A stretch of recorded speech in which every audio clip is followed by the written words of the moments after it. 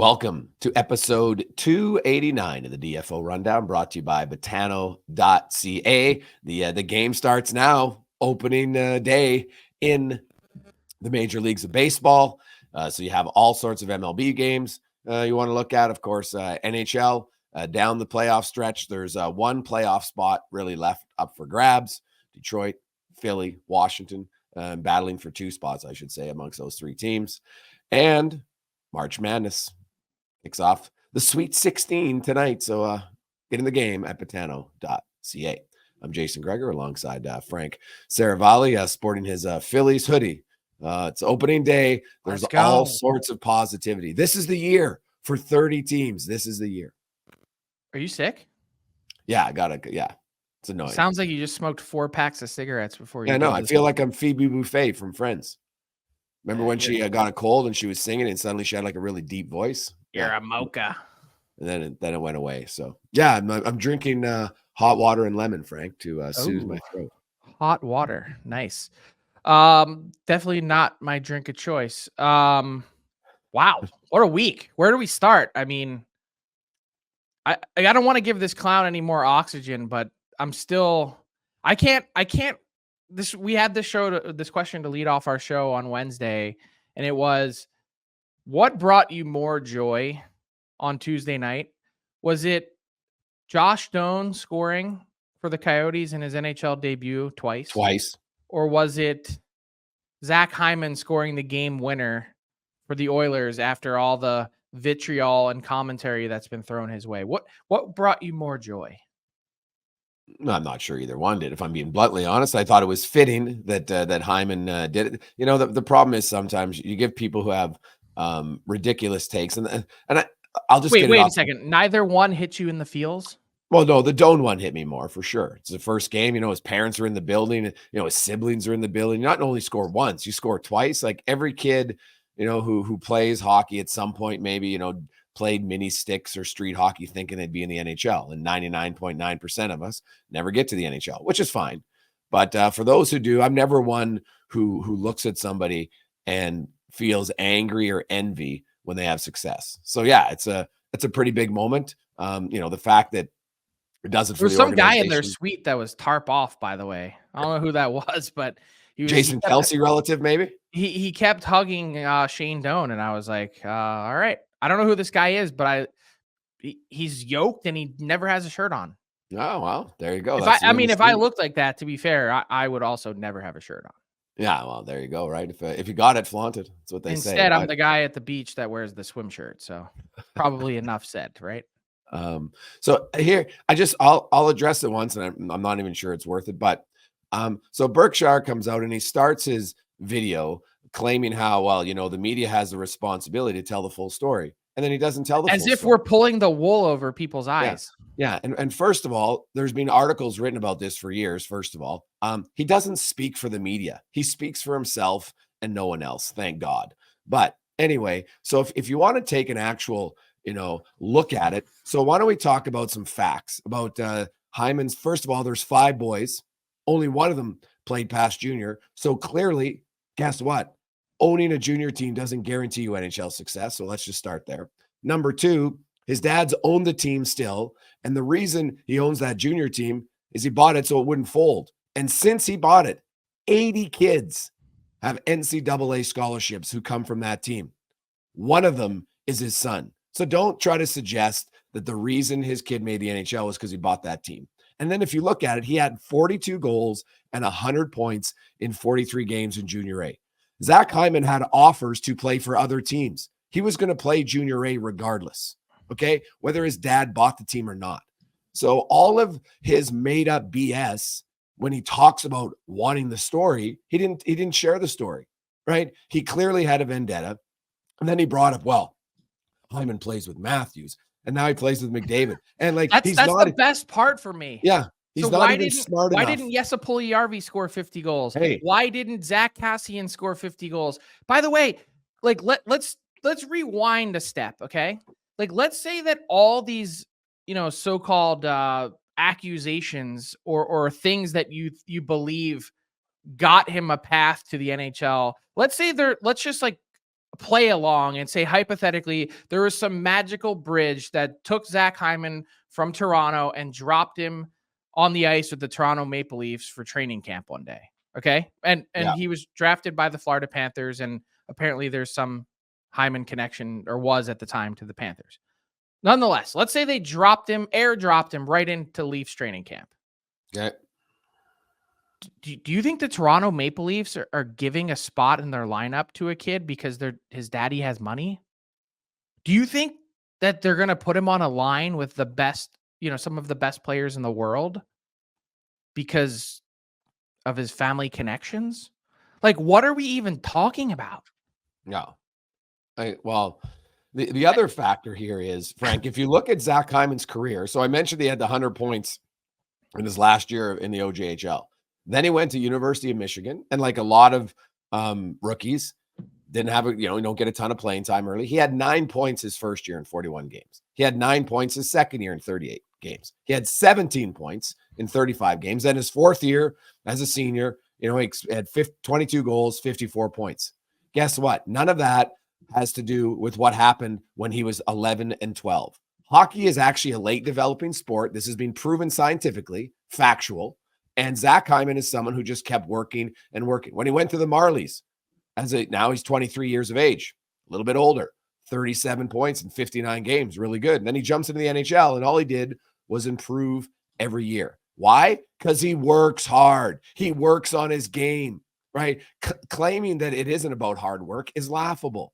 And here's my last thing about it. So Zach Hyman is the eldest of 5 boys, 5 brothers. None of them played remotely close to the level of him. And if you look at a lot of times, kids who are the second or third because they have an older sibling sometimes have a benefit because they got to play street hockey and floor hockey with their sibling, and they got to, they learn to get better quicker. Otherwise they get crushed, right? Now there's obviously lots of oldest kids in the NHL, but there's more of younger siblings. And none of his younger brothers, despite dad owning the team, went even to NCAA, but 79 other kids who did from a team that he purchased. So you can be jealous that Stu Hyman has money and invested in a team. You can be jealous about it, but it has no bearing when you consider he was drafted 14 years ago. 14 years later, he scores 51 goals due to hard work in improving his game, improving his skating, working on all of that stuff in between. And then the only other thing that I will say is I saw a lot of comments, it's only rich kids who make it to the NHL. Well, again, false. Ryan Nugent-Hopkins at 15 years of age, his parents, he had to quit hockey. They didn't have money to play. Then he got in at 16. Look at him, became a first overall pick. Vincent Desharnais, I'm just going over a few guys. There's Vincent a million stories like yes, this. Like and kids Vincent that started Desharnais' late parents that like look, took a loan out so he could go to college because people think you get a full ride just because you go to college. No, you don't. Only some kids do. And this whole trying to disparage a player and then claiming that, you have a responsibility, Andrew Berkshire, of actually reporting on the truth. And maybe I would just look in the mirror and ask myself, why does nobody keep me hired for any length of time in any place I work?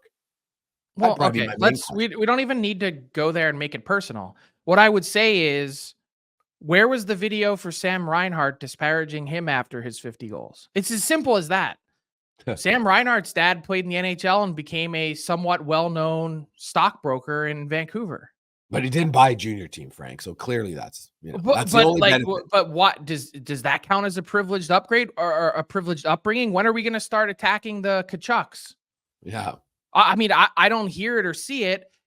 To me, and the reason why I called it out is because there are clear anti-Semitic tropes that are weaved through not just this video, but Andrew Berkshire's feed. I'm not going to stand for it anymore. Done. Over. Calling you out every single time. 100%. And I did notice that online. To be honest, it's not like it's somebody that I follow, and I saw a few of those pointed out, and then you realize that so somebody starts by claiming he needed to tell the whole story, and then clearly has a personal bias before the story's even started. Disgusting. Yeah, totally is. So And and as you mentioned, let's just slag all of hockey media along the way, saying that we're dishonest and pulling the wool over everyone's eyes. Yeah, even though Because the we're not stories, telling the real story. which was I'm the written, truther. Let me yeah. tell you the real story.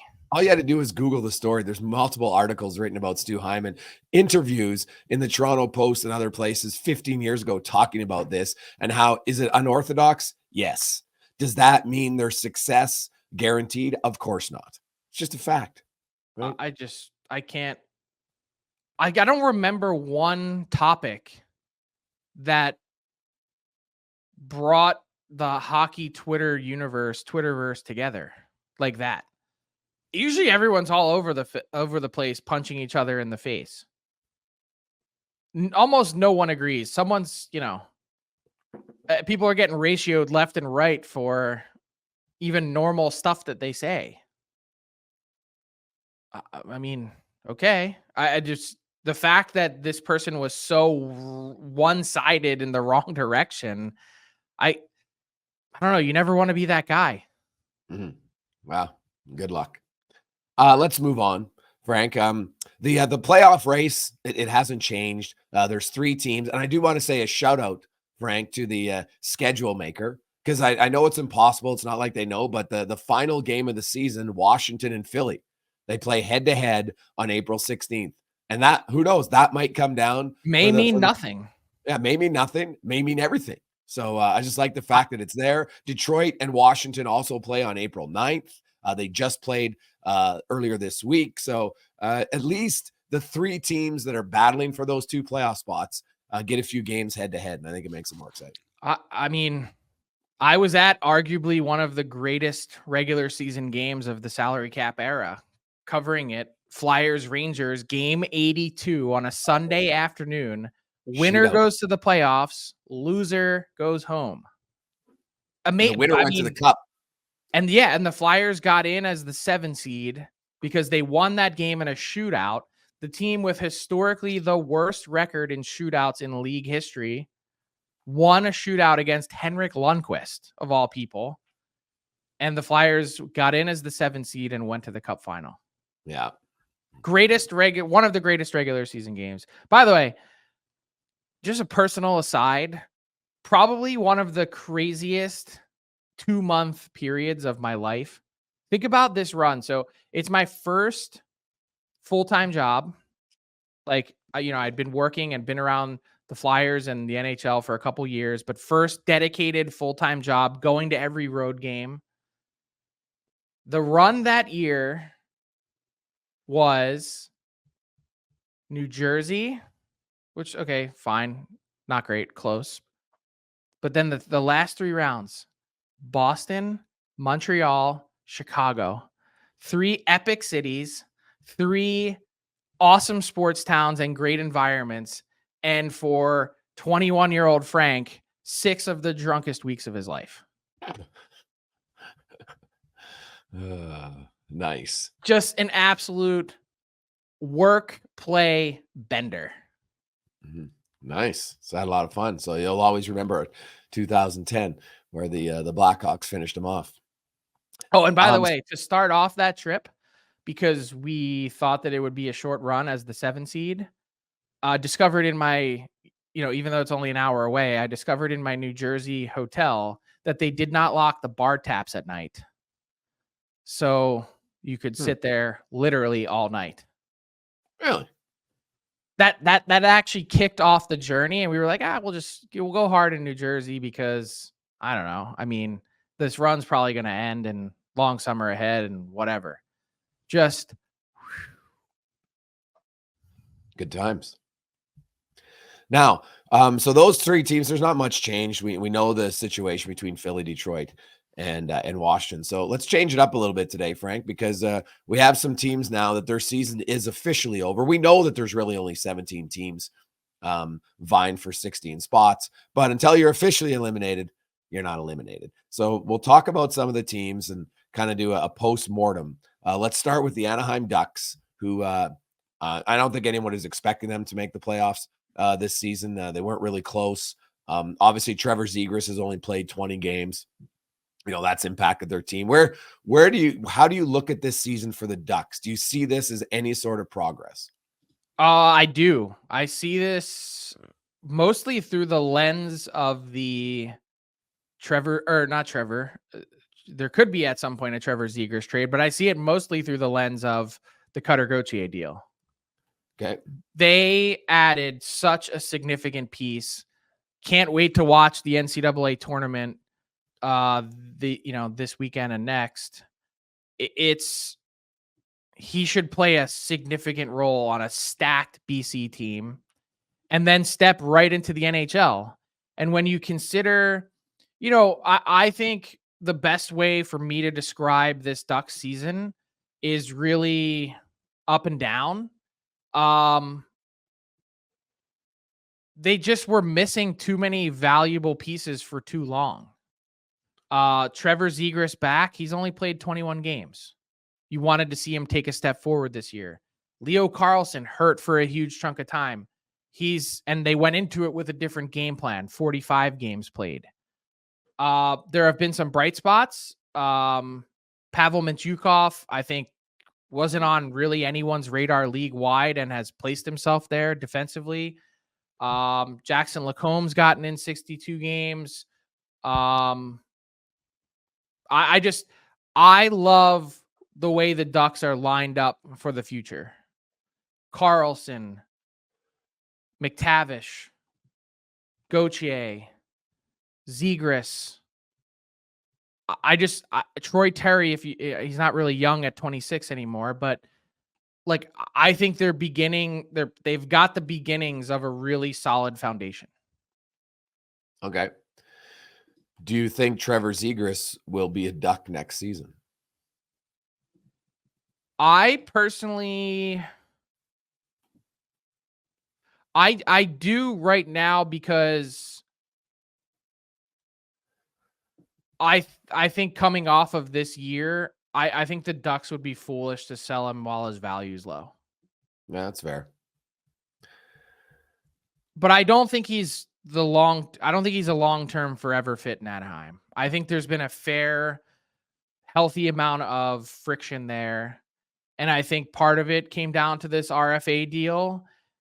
And I think part of it is just an internal Ducks belief stemming from Pat Verbeek that Zegras certainly has some tools, but he hasn't put it all together in a complete way that makes him more than one-dimensional.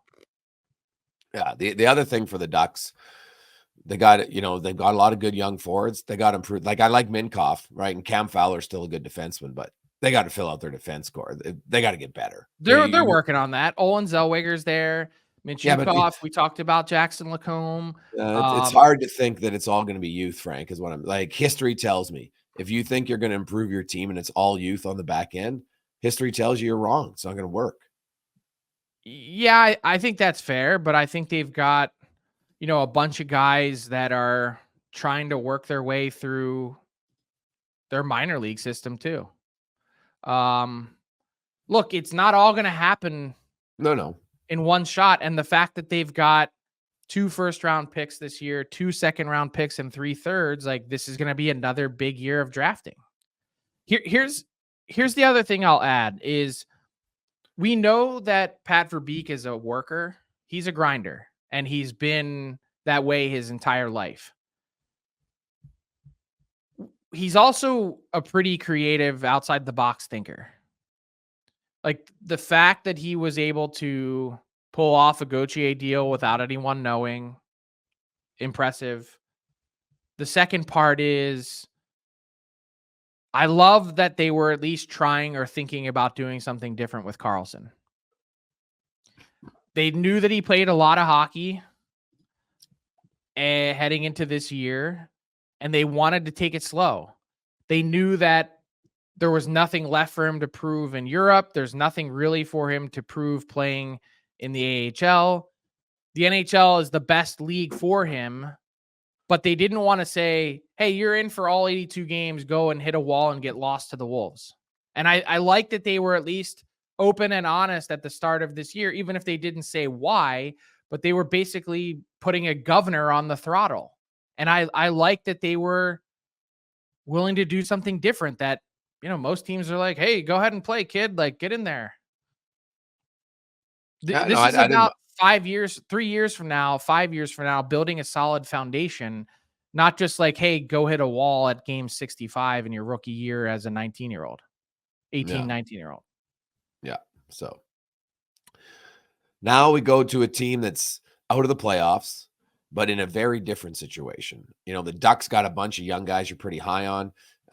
This organization has some young players, but they're a team that's, made some big trades, given away draft picks, high picks, and nothing worked out. The Columbus Blue Jackets, just I would say a massively disappointing season for the Blue Jackets in how it's played out. They are looking for a general manager. We can question if I read Aaron Portzline, by the way, huge shout out to Aaron Portzline for a few things. Number one, the fact that he is going to get his transplant here. So Porty, we're thinking about, that's outstanding. And second of all, he had a deep dive. I highly recommend it. Talking about the whole Columbus Blue Jackets. And there's nobody better than Aaron Portzline to break it down. He's literally been there since day one of the franchise. Yes. Like a must read. When he talked about how, well, it's the same guys that are hiring the GM or the same guys who hired Mike Babcock. And you're just like, oof, geez. So I look at Columbus, Frank, and, there was lots of internal, Jiricek wasn't happy. And they're like, what's this guy doing? Because on paper, you got Provorov and you've got Werenski and you got Severson. Like they've got some pieces there, but my goodness, like what an awful, I don't know, of all the teams that missed the playoffs, Columbus has to be the most disappointing because they miss it by so much and they were expected to at least be significantly more competitive.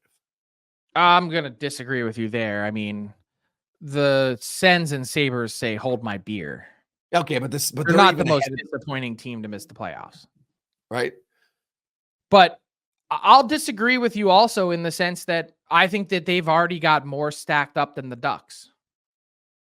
I like the progress the Ducks have made, but I don't know that there's a more intriguing, or many more, I should say, many more intriguing prospect bases than the Blue Jackets.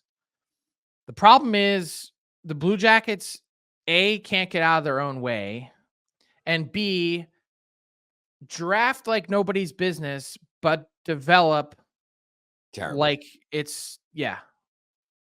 like they have not a single clue. So what I would say is, like, on the surface,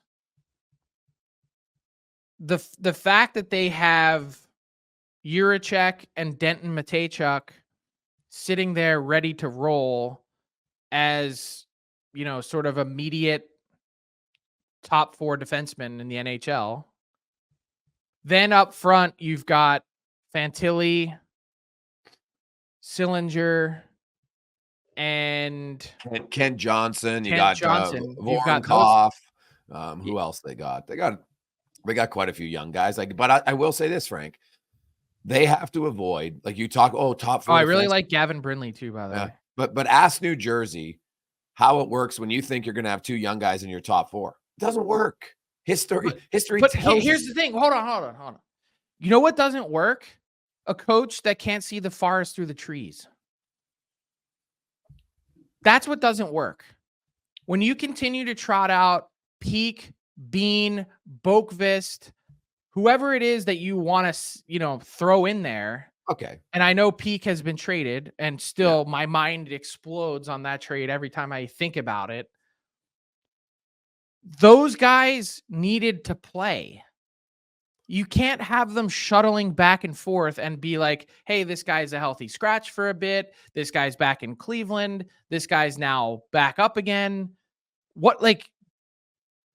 Someone's going to need to explain to me the idea that those guys were getting important minutes over those young defensemen. And here's the other thing. So we'll talk about the management search in a second, but Pascal Vincent, I think, deserves a huge chunk of this year's blame. Everything that I heard coming from his viewpoint, it seemed lost. 17 days into the season, you're first as an NHL head coach, you telling everyone how sick and tired you are of, how old it gets of what you're seeing. Like, what? You were passed over twice for this job in Columbus, and then Mike Babcock gets canned, resigned, whatever you want to blocked, whatever you want to call it, 4 days before training camp starts. They don't really have a choice but to hire you. Yeah. And like it felt like October, like their season was over by November 15th. It felt like even before then and well after then that the focus was somehow still on trying to win games instead of trying to develop players. And I understand and have said this a million times on the show, this is not a developmental league. That's only partially true. It's a half truth. Because if you coach a team that's that far out of the mix and out of the playoffs by then, guess what? This season has become nothing but development. Yeah, I can see that viewpoint. They had a lot of injuries were a factor at times. True, I'll say that. But it's funny. People in Boston they actually like Peak, so I'm very curious to see how that goes. But I just still look at Do you Columbus. see the guy that still tweets after every game that says it's amazing that Peak got a point today because for the most part he continues to get shelled in Yeah, chances for and against and shots for and against? like to me, the concern, Frank, in Columbus is though, like obviously they have to hope that Patrick Laine gets gets in a better space of mind for him personally, not so much the player, just the person that would help. But like I wonder about in today's game, you got to have guys that produce, and they had a lot of guys who are MIA offensively. Have we reached the point where the Johnny Gaudreau contract is a write-off? It hasn't been good. There's no question about that. He's leading the team in scoring, but he has 54 points. Yeah, 11 goals, Frank. 11 goals. It's like $1 million just under. Connor McDavid's going to finish with double the number of assists that the Columbus Blue Jackets leading scorer has points. Just for a little perspective. Yeah. So, but where I think that's the thing is like, I want to see more growth. Oh, I look at Columbus, like this is a massive offseason for them. And if I'm Columbus, I have to have my GM in place, Frank, right? A week or two after the regular season. There's no reason to wait any longer. That's still not a lot of time to go over everything you need to go to. This is a big year for them. And, and then they also have one big decision at the draft because after the first round, they have to decide, do we give Philly our second rounder this year or are we going to wait and give it to him in 2025? Right. That's part of that Provorov deal. So, they're a team rebuilding that only has a first rounder, doesn't have might not have a second rounder either this year or next year. I don't, this is not a personal commentary. And I there's certainly a lot of respect for John Davidson and the career that he's had. He's not the person that should be making this hire. It felt like for the longest time he was asleep at the wheel. And I know that he's had dealt with some health problems this year. I think his back has been not great and has had surgeries and whatever else and has spent a chunk of the year away from the team. But 11 years for Jarmo Kekalainen and one playoff round win. A change needed to happen sooner. 1, 2, you mentioned the Babcock, the fact that Davidson and Kekalainen were part of the decision to hire Mike Babcock. That should have weighed heavily sooner. And there's just been this defiance there.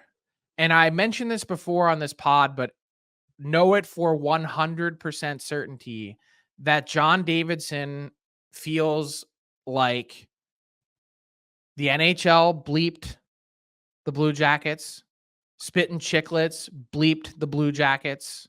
Come on. The NHLPA bleeped the Blue Jackets. At some point, you need to take responsibility. And I think and I'll leave it with this. The last point I would make is don't let John Davidson bleep the Blue Jackets moving forward. Because this next hire is a $750 million decision at the bare minimum. And it's going to chart the course of the franchise for the next 10 years, at least, whether that person's in the role or not.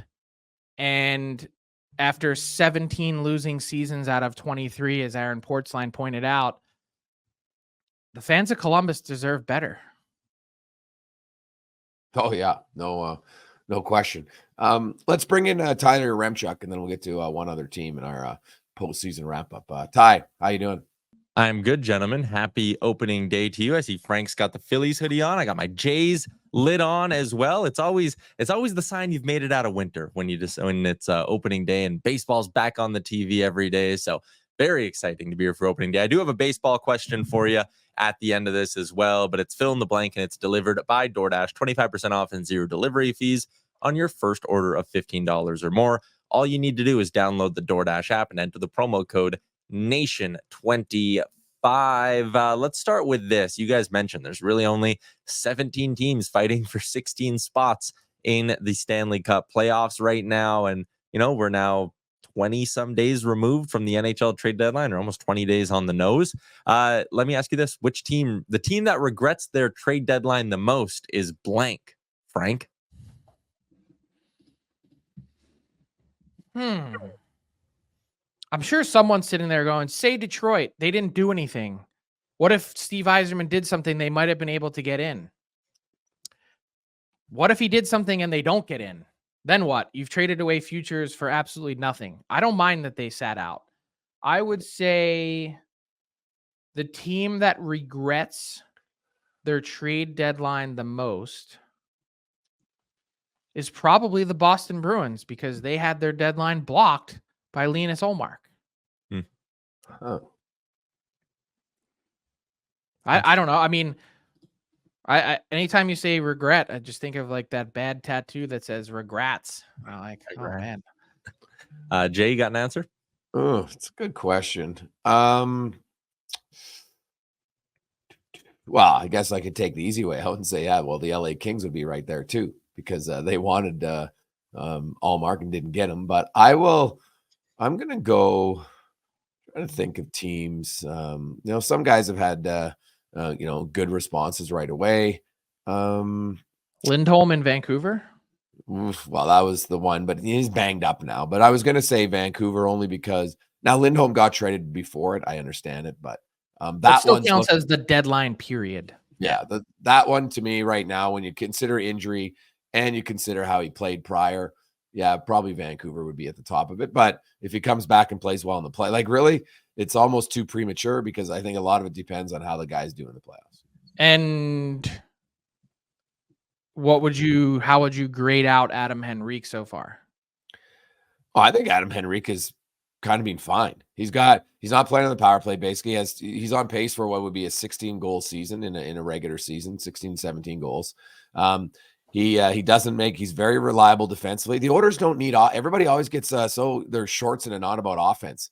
The Oilers went. Kane has 16 games without a goal. Nugent Hopkins went 13 games without a goal. And what's Edmonton? Oh, I don't know. Third in offense in that time. Offense isn't an issue in Edmonton. It's giving up goals, and Henrique doesn't make a lot of mistakes.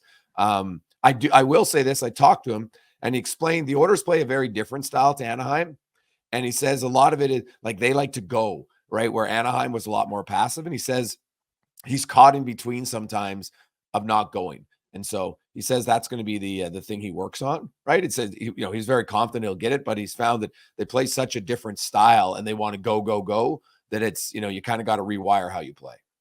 Maybe one other team that regrets their deadline is the Islanders. I would say the opposite of the Red Wings, because they were already so committed to this core and have quadrupled down. There's not like, why couldn't the Islanders have been the Caps? I mean, do you think that the Caps are significantly better than the Islanders? I don't. Like, why couldn't they have gotten their act together and gotten hot? Maybe an addition would have helped. Yeah. What about a team like the New Jersey Devils? Would it be fair? Do you think there's any part of them that regret giving up the 2 picks for Jake Allen? Or do you think because it's retained and he's got another year, so now they got him for 1.9, that it was fine? Or do you think it would have been maybe wiser to just say, hey, let's bite the bullet. We're not going to get in this year. Let's save those picks and just go into this summer with an open crease and see if we can maybe take another shot at Markstrom. Well, but by the way, like that doesn't preclude them from going out to get someone.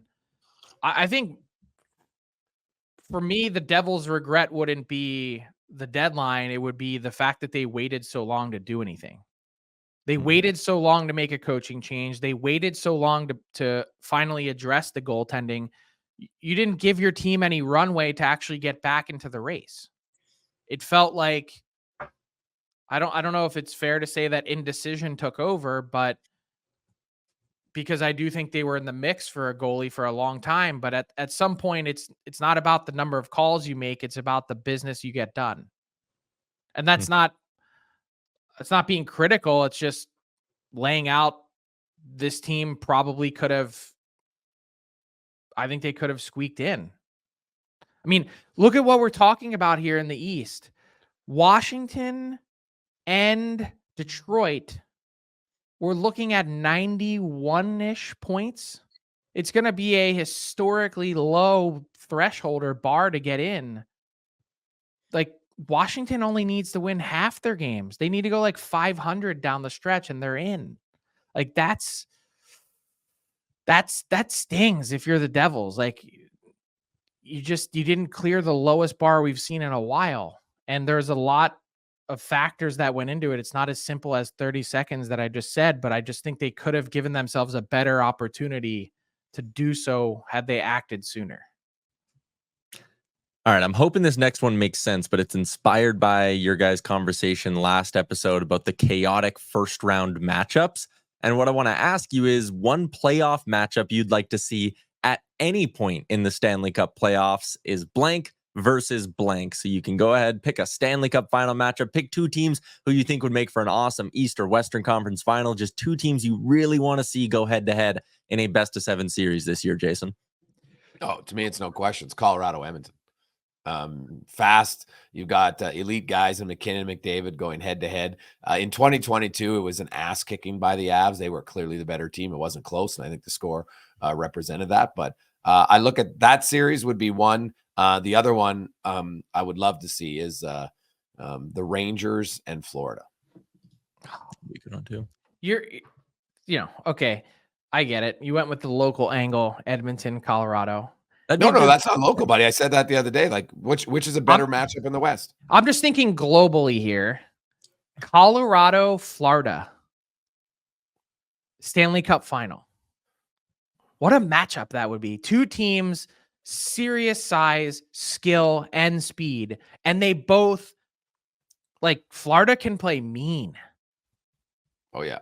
The Avs, they're not going to get pushed around. And 2 goalies, and Bobrovsky's had a good year. And I said the other day, it's amazing that we haven't talked about him more because this exact week last season, he had a north of 3 goals against average, and Alex Lyon was the Florida Panthers starter. Bobrovsky's got a .916 that he's kicking at this year. Like, he deserves some flowers. But both of those goalies, Georgiev and Bobrovsky, that could be a high scoring series. I mean, take that. Like, there's a ton of other matchups along the way, but I can't dream up a better cup final than that. Really? Can you? What are you gonna go? Are you gonna go Edmonton, Toronto? No. Is that your next choice? Toronto's not making the cup final. Let's be real here. Seriously, pick a better cup final for me than Colorado, Florida. In pure stylistic play. Well, I'll say the one team that's been on fire lately, who's not regretting their trade deadline acquisition, is the Carolina Hurricanes. Like, Carolina is looking like they finally addressed their biggest need, and Gensel is adding some creativity and some offense for not a stagnant offense, but a team that just lacked a go-to guy. and Kuznetsov's been pretty decent as well. I look at Carolina, man. Carolina could play Colorado. Carolina could play Dallas. I've seen Winnipeg lately. I don't see Winnipeg going all the way to the Cup final, unfortunately, but for Jets fans. But Carolina, Colorado is obviously highly entertaining to watch, but there's lots of other matchups. I like Florida, but I just think the West right now. What about the Nashville Predators? How can you discount them? Honestly, winning your division, if you don't finish first in the West, means you're going to get the hottest team in the NHL in the first round. That is going to be a tough matchup. I don't know. I'm shrugging. I like the Preds. The run has been ridiculous. That lineup in a 7-game series against Colorado is out. What about Vancouver with Demko coming back, who hasn't played in weeks? He's going to get in at least 2 games before the regular season ends. Yeah, it's only 2 games though, man. I'm not saying Vancouver. I've been saying all year that the West is a meat grinder, so nothing's a cakewalk. But I'm sorry, if I'm Colorado, if I'm Vancouver, Nashville's been a great story, but that lineup's not making me quake in my boots. All right, UC Saros might. Roman Josi, dude. If the Norris was only for the second half of the season, he'd be the runaway winner. He's been unreal. Yeah, I mean, do you want me to go down the if we only played 40 games thing or what? No, but I'm just saying that's how good he is coming into the playoffs, man. Does Vancouver have Roman Josi right now? If we only started the season on January 1st, the Sabres would be a playoff team. Come on, what are we doing? But the point is, look at their defense. Everybody knows, Frank, the early part of the season means jack shit most of the time. It's who's playing well down the stretch. That's always been how it is. Okay, but that's such a discredit to Quinn Hughes and Cale Makar, who have been excellent from game 1. We're not talking individual awards. Yeah. No, I get it, but the point being, you don't get anything for having a good 20-game or elite 20-game chunk of the season. I'm not saying he's going to win. I'm saying my point is the way he's playing, he is a difference maker in that series. The way Roman Josi's played right now, you can make a strong argument. Roman Josi had a 100-point season or close to it. And what did he do in the playoffs? Well, how did it help the Preds in the playoffs? What the hell does the past have to do with anything? Yeah, but what I'm saying is, you're saying he's played like such a difference maker. He's played like a difference maker before, and it didn't have any impact on their playoff run. Yeah, different team, I guess. All right, I will interject this with a baseball question to lighten the mood to wrap up fill in the blank. The World Series winner in 2024 will be blank, Frank. The odds-on favorites. I'll give you the top 5 over on Botano. Yeah, I know. I got it in my head. I don't. God, give me the top 5 in order. Okay, Dodgers are plus 325, which is insane odds to win a World Series. The Braves come in at plus 450. The Astros at plus 750. Then the Orioles and Yankees at 11-1. Your Phillies sit just outside at 14-1. I hate the Braves with such a passion. And Spencer Strider and his stupid ass mustache. By the way, stone cold fact, the Atlanta Braves have never beaten the Philadelphia Phillies in a playoff series. Just going to throw that out there. So I'm not picking the Braves. And I do think there's legit questions in their rotation once you get past those top 2 guys anyway. It's hard to pick against the Dodgers, but I feel like the Dodgers have become the Yankees of 20 years ago, where it's just hey, can you buy another World Series title? Congratulations. Another. How about one? What's that? I said another. How about one? At least the Yankees won all those years. Huh. Didn't they just win in 2020? The Dodgers won in the COVID year. Yeah, the weird. Yeah, but they've won one. That's all I'm saying. How many years have they spent? And yeah. So my pick would be, I'm going to go with the Orioles. Just outside the box, 101 win season last year. Love Adley Rutschman. Love Matt Holliday coming along. Jackson Holliday, Matt Holliday's boy. Yeah, Jackson Holliday. I know he's not starting the season, but anyway, that's the extent of my baseball pick. Jay, give me a pick. Now, who I want to win and who I'm picking are very different. I just think money talks, and sadly, the Dodgers are going to win. They spent so much this year. It's, and we might have a Dodgers-Yankees final, which I know is great for TV and everything, but it'll suck for the average fan. But Well, I there won't be a Yankees final because the Yankees are going to stink this year. I'll say the Dodgers. Sadly. All right, that is a wrap. Oh, quickly, the Phillies over under on Botano's 89.5 wins this season, and my Blue Jays are down at 86.5. Jeff Passan called it the best bet in baseball to take the under on the Toronto Blue Jays this year, and that's not fun to hear. Anyways, that's a wrap on Fill in the Blank, as always delivered by DoorDash. Hey, we'll get to Chicago and San Jose and a few of Arizona on the next pod as we continue, because there'll be lots of teams here in the next few weeks who officially get eliminated. Those teams already are. But before we go, remind you to get in at dailyfaceoff.com for the Wendy's Survivor Pool. The only thing sweeter than the taste of victory is starting your day with the new Cinnabon Pull-Apart from Wendy's. There's no reason you can't have both now that Wendy's and Daily Face-Off Fantasy are giving you a chance to win weekly prizes all season long.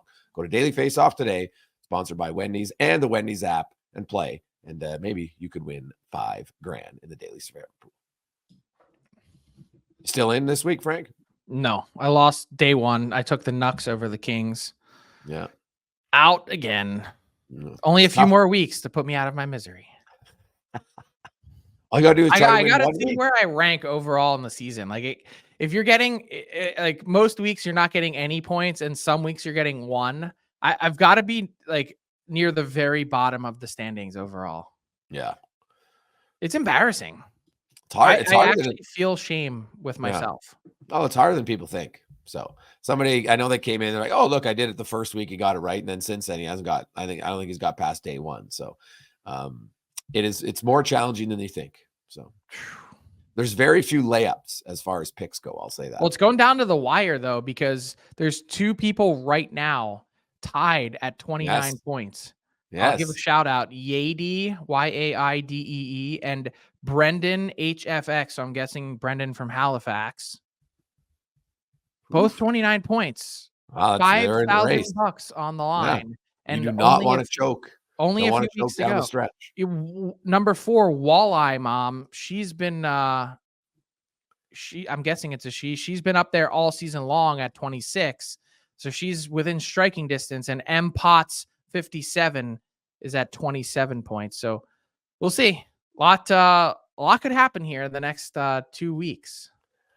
All right. Well, happy Easter, everybody. Hopefully the Easter Bunny brings you some good chocolate. And we will chat with you on Monday.